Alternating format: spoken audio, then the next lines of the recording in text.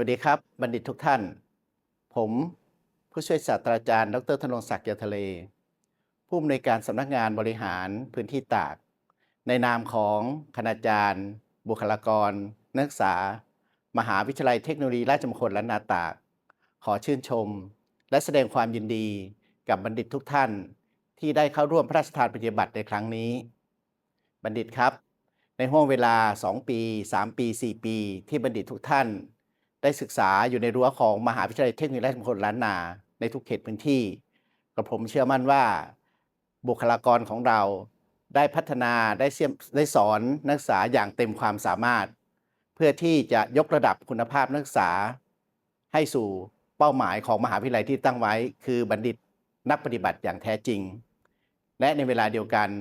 มหาวิทยาลัยของเราก็ได้เสริมครุภัณฑ์และเครื่องไม้เครื่องมือเพื่อที่จะให้นักศึกษาได้ปฏิบัติจริงในรั้วของมหาวิทยาลัยนอกจากนั้น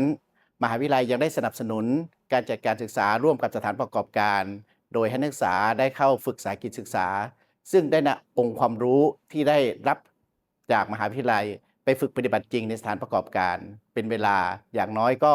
3-4 เดือนบัดนี้บัณฑิตทุกท่านได้จบการศึกษาแล้วจะได้นำองค์ความรู้ที่ทางมหาวิทยาลัยได้ถ่ายทอดให้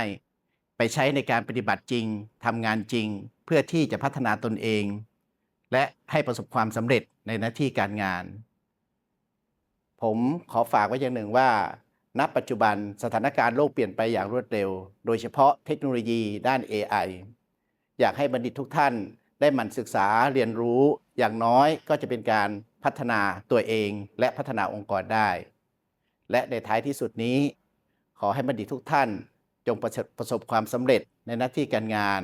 พบกับความเจริญรุ่งเรืองและอย่าลืมดูแลครอบครัวและผู้ปกครองซึ่งเป็นบุคคลอยู่เบื้องหลังของการสำเร็จในครั้งนี้สวัสดีครับ